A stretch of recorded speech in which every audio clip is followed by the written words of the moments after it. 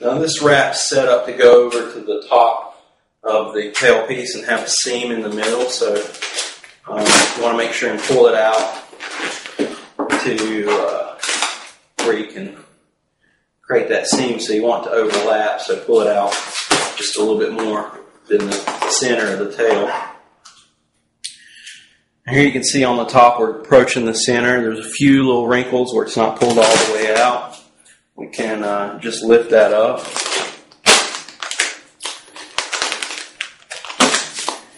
And pull it out like so. Make it nice and smooth. Maybe lift up this section, pull it out again.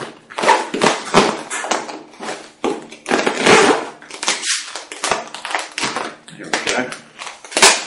Let me get those wrinkles out just a little bit more.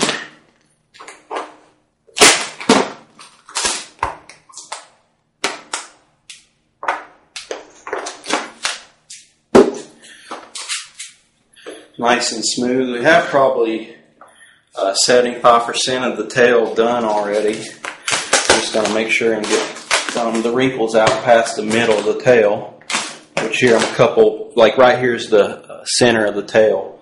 The seam's going to be down through here. So we're well past the center point.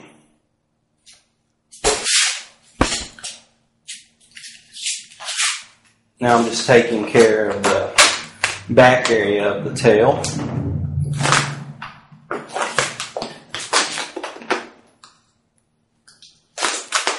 Might have to re-lift this up here just a little bit. Get some of these wrinkles out. Pulling down and away at the same time. So, there we go. There's a little bit of a wrinkle there. I think that will just probably come out if I cut it in half. There we go.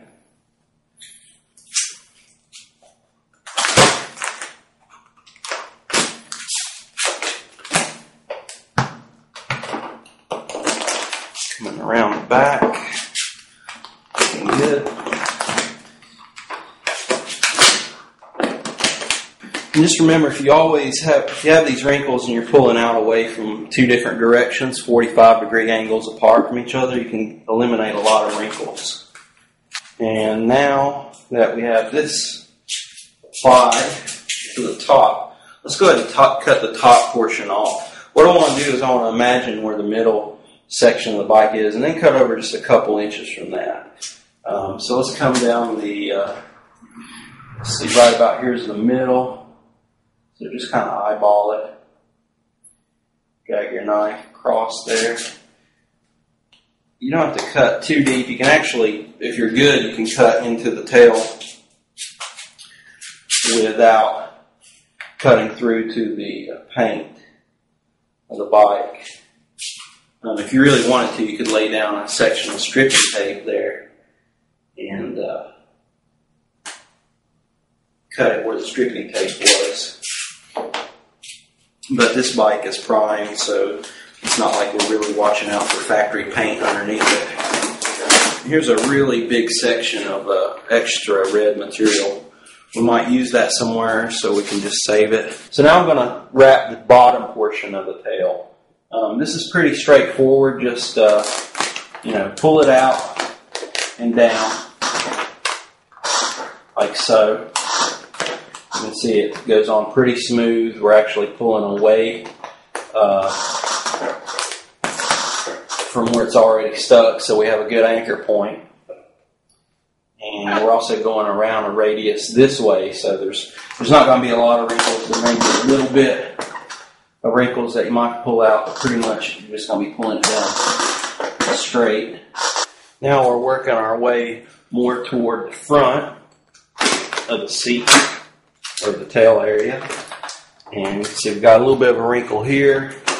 Just pull it out two directions. Wrap it around. Okay.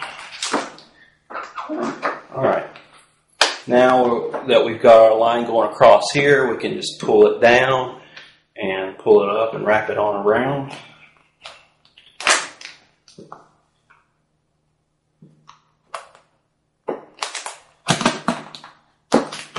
Let me go ahead and get the sleeve off of my squeegee, and that'll allow my finger to glide across as it's pulling down a little bit easier. And if your hands are getting a little bit dirty or from sweat or something like that, go ahead and clean it off, because you don't want your oils from your finger touching along the back of the wrap. Now here's the area where we've got a little bit of a wrinkle from where the wrap came around.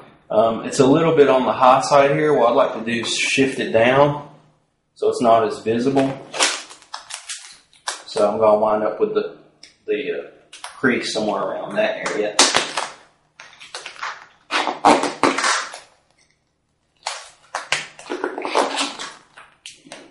Tack it down there. Then I'm going to pull the opposite way as I go back. It's going to eliminate some of those wrinkles.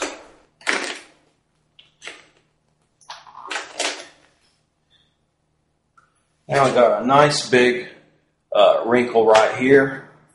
What I like to do is where there's no graphics, for instance right here we got it lined up with the flame. I want to cut this down.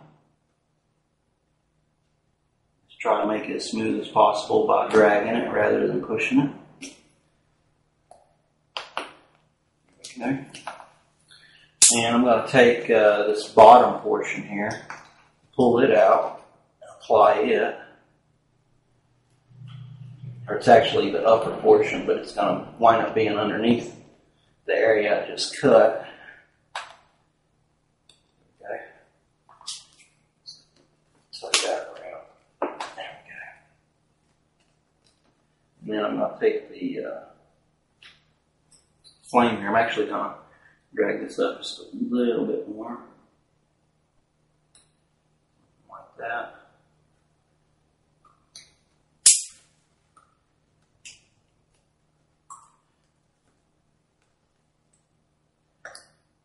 Pull it tight.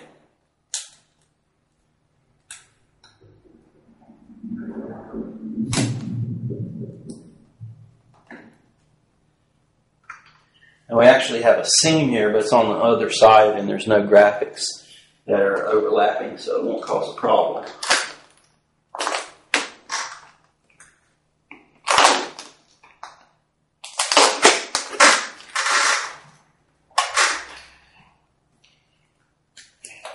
Now we're going to take care of the top portion.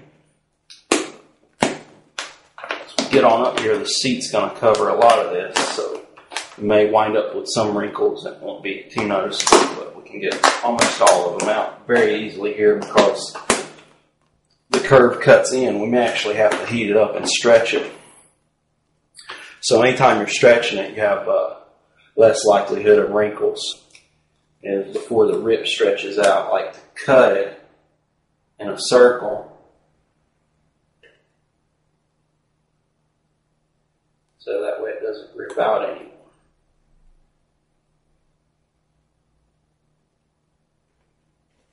Now it's going to help that from ripping on down in there. Okay, so now let's take the torch and heat this up a little bit. Just a little bit's going to be enough. And now we're going to grab the middle portion and start working our way in.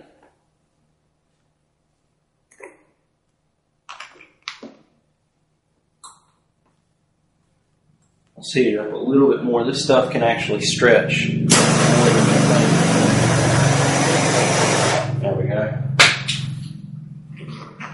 And once it's heated up, you can really push the material to its limits.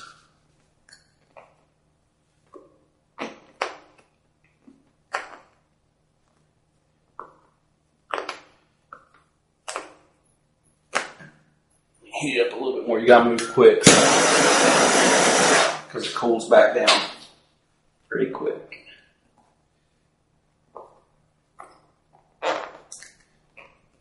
I like to heat it up multiple times rather than trying to get it really hot and get it all done in one take, because then you risk heating it up too much. And if you burn it or you stretch it and it rips out, you got a problem.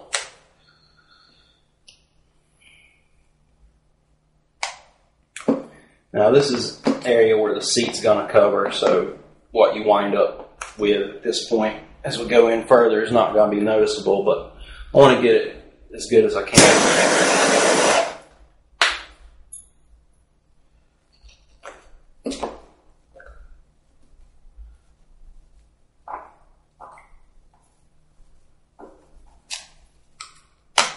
That looks awesome. Now we're ready to just finish up the back underside of the tail.